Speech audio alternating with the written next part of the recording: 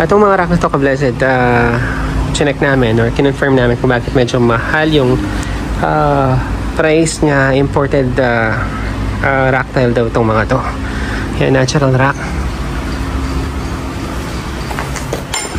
Yan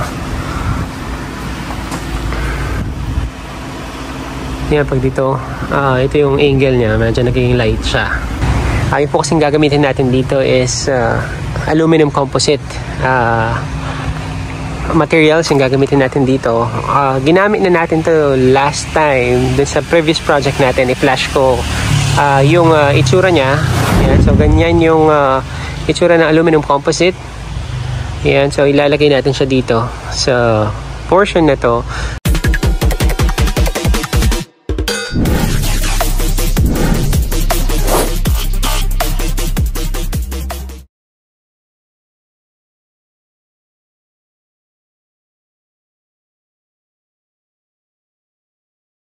Nagpalang araw po sa bawat isa. Welcome back po sa ating channel and welcome back po sa Blessed Builders. Ngayong araw po ito, mag-check tayo ng update dito sa site natin sa Enclave Subdivision sa Angeles area. Check natin yung progress ko, Blessed.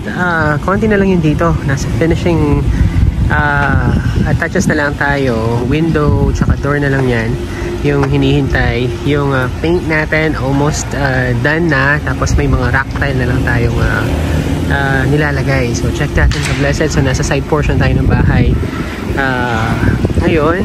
So yan, okay na yung exterior paint natin. Naka final paint na. Naglagay tayo ng mga linings sa fence, sa wall ng fence para hindi siya plain tignan. Tapos yung dito sa harapan, naka paint na rin yung gate natin na kulay black.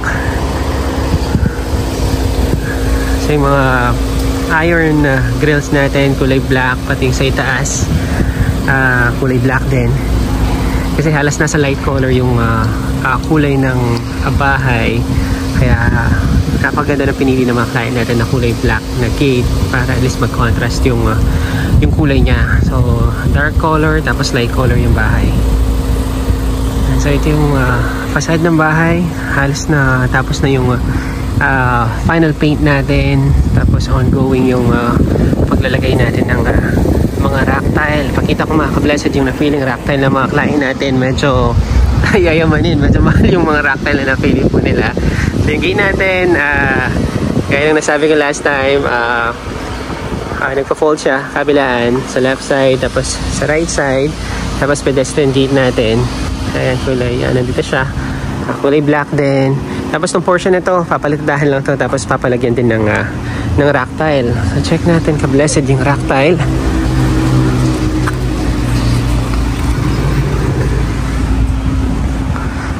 Ayan, so ito yung mga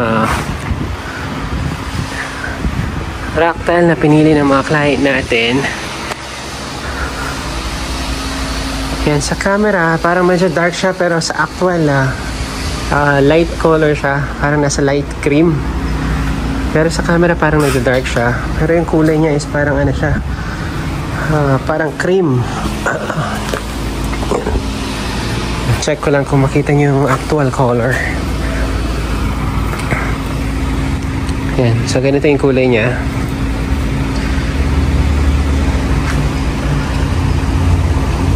Yan, parang cream. Yan. Itong mga rack na to, ka-blessed, chinek namin or kinonfirm namin kung bakit medyo mahal yung price niya. Imported rack tile daw itong mga to. Yan, natural rack. Yan, yan, pag dito ito yung angle niya, medyo naging light siya. Yan, so from ceiling hanggang dito sa ibaba, yung buong wall na to na pinalagyan natin ng rack tile. Kasi every time na papasok ka sa bahay, yan yung una mo makita. Kapag papasok sa parking, yan yung una mo makita. Tapos meron din tayo dito sa portion ng main door. So itong area na to, itong buong area na to, yan, meron din siyang natural rack. Lalagay natin. Tapos yung main door natin, ka-blessed, dito siya. Tiles naman natin dito, light gray. Tapos yung dito, gray din, pero nasa darker shade. Mas maganda yung darker shade yung dito. Para at least, if ever magkaroon tayo ng mga tire marking sa parking, hindi siya masyadong halata. Ito naman yung sa side portion ng bahay. Tiles na ng mga client natin ito. Pero nag-leave tayo ng space dito sa gilid para yung tubig na pag umuulan nagtitrain pa rin siya dito sa may side portion na to. Tapos nandito sa may likuran, naka-elevate yung lupa niya. Yung po kasing lupa dito, yung natural elevation ng lupa, mataas yung dito niya. Mataas yung dito, tapos pababa siya. Pa-slope siya, papunta sa ibaba. So yung dito, hindi na natin siya ni-level dito kasi meron tayong wall dito. Itong wall na to, existing wall siya. Yan na yung perimeter wall ng subdivision. So hindi natin siya pwedeng i-level dito. So lupa na to kasi dito yung mga beams dito. Yung beams ng bakod. Yan, so 11 years ganito siya. Yan, possible na palagyan ng landscape ito kasi maluwang pa ito, ka-blessed. Yan, may space pa tayo dito sa likod. Possible na i-landscape or lagyan ng graba. Yan, para malinis pa rin siyang tingnan.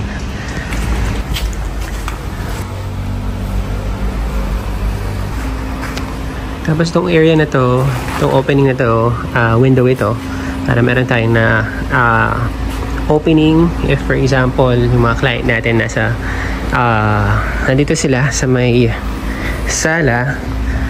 Yan, at least may view pa rin sila papunta dito sa may parking area. So pagpasok natin sa ating main door, so open concept yung layout ng bahay. So pagpasok, yung living area, nandito na, living area.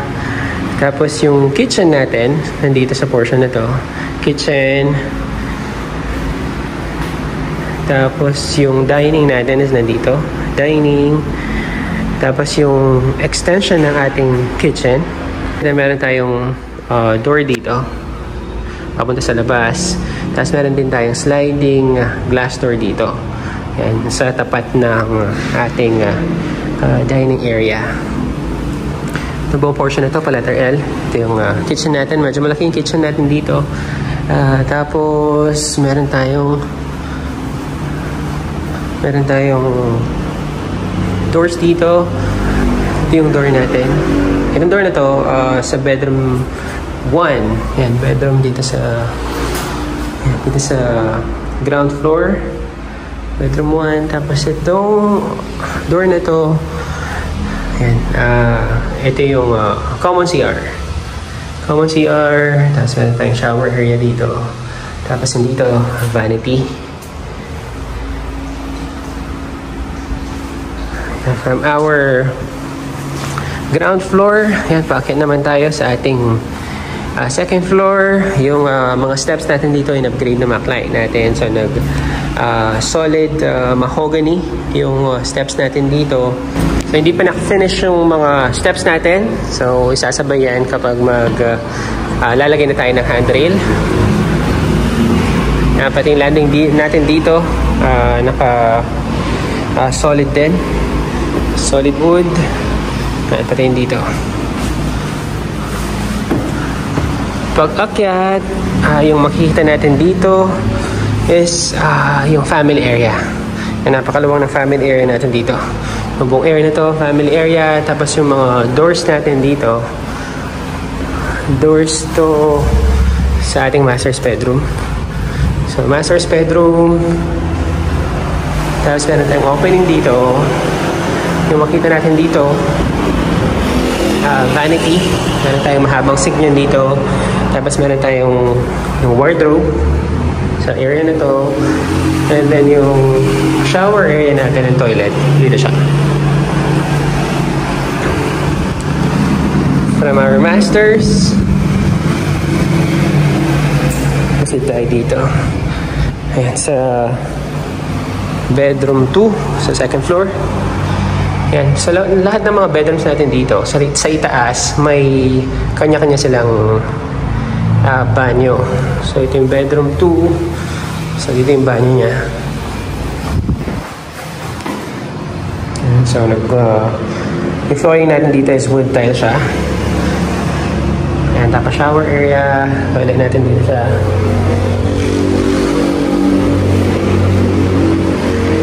And then, sa ating second bedroom,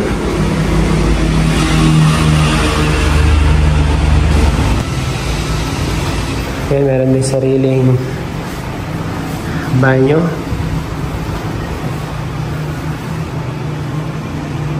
Yung bedroom natin dito.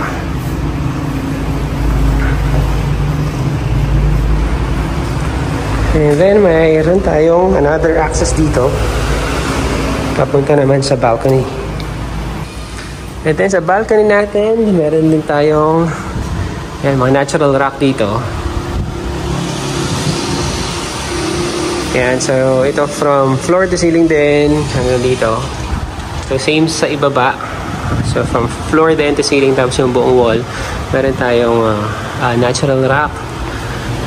Ay, meron din tayong grills dito. So, ito yung view natin kapag nandito tayo sa may likuran ng balcony o ng terrace. Yan, ito naman yung view natin sa harapan.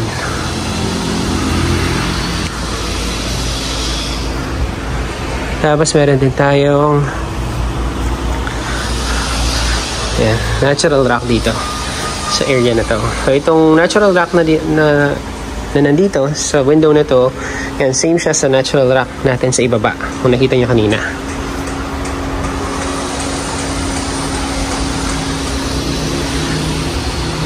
Yan, tapos PVC ceiling, yan, butas na para sa mga recess lights natin. Lalagay natin yan. Yan, ito yung view natin pag nandito tayo sa may terrace dito sa itaas. Yan na, ganda ng view. Yan, napakatahimik dito. Ang ganda ng community dito sa Enclave Subdivision. Mga kablasa, dyan po muna yung pinaka-huling update natin dito sa site po natin sa Enclave Subdivision. Proceed tayo sa ibang site. Ngayon naman po, nandito tayo sa site natin sa Pulong Bulo. Check natin yung progress. At the moment, tapos na yung structural natin, tapos na yung plastering. So, ongoing yung pagro-roofing natin. So, kung papansin na natin, dito sa may harapan, meron tayong parang frame, rectangular frame dito. Tsaka dito sa may kabilang side ng bahay. Yung po kasing gagamitin natin dito is aluminum composite materials yung gagamitin natin dito. Ginamit na natin to last time dun sa previous project natin. I-flash ko yung itsura niya. Yan. So ganyan yung itsura ng aluminum composite. Yan. So ilalagay natin siya dito sa portion na to. So sa parking papunta dito sa may service, I mean sa may entrance natin, sa may entrance. So naka aluminum composite yan. Tapos yung dito naka-elevate naman yung roof niya dito. Naka-elevate siya. Tapos naka-aluminum composite din yung dito sa may harapan na portion. So check natin yung progress dito sa gilid.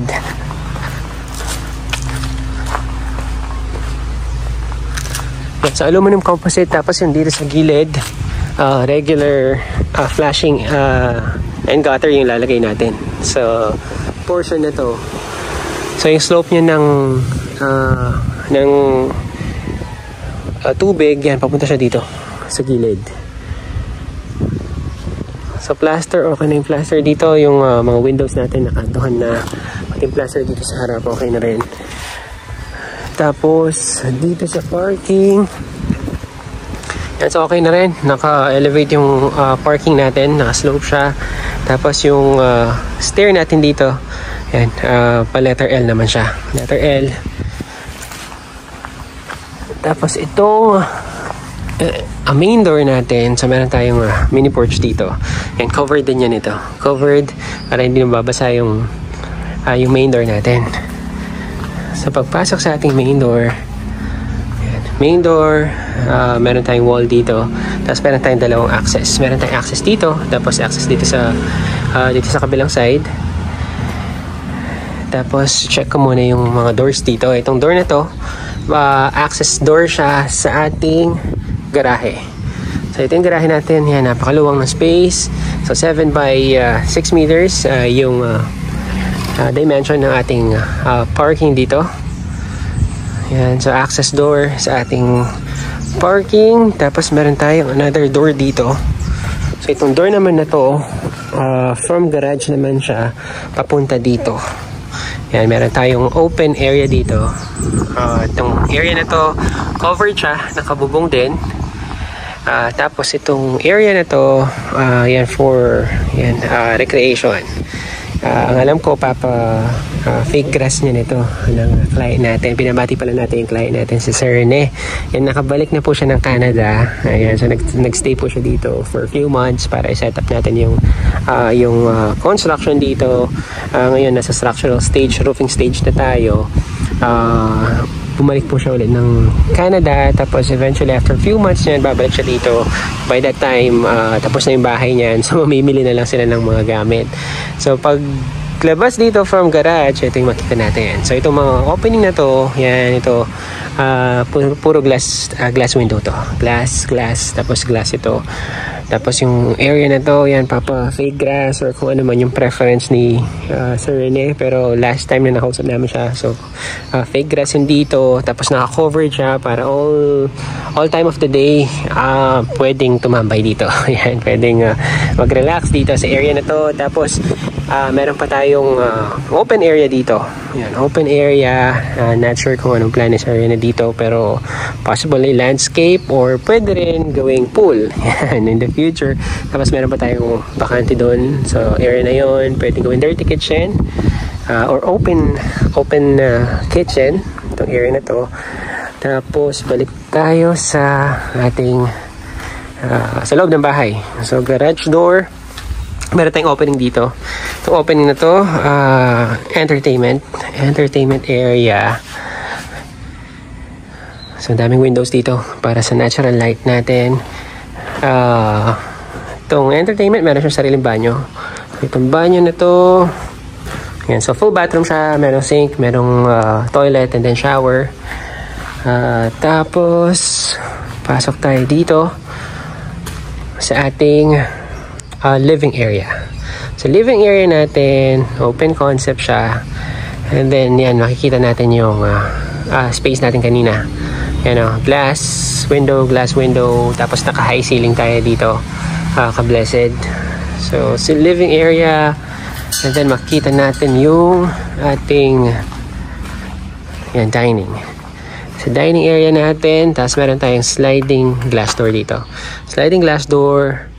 Tapos yung kitchen natin. So kitchen, meron tayong coffee nook dito. Yan, coffee bar sa area na to. Tapos nasa gitna yung sink natin.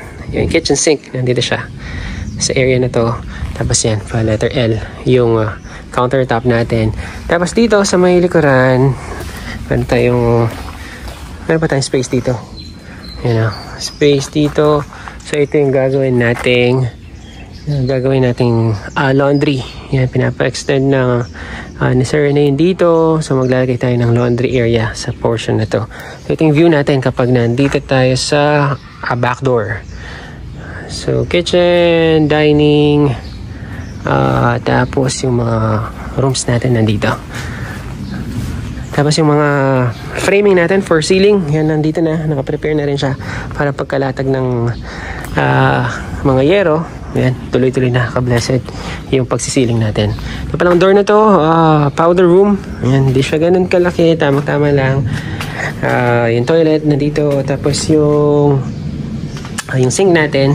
Yan, so powder room, wala siyang shower. So powder room lang siya. Tapos yung bedroom natin, yan, middle bedroom. May sarili rin banyo.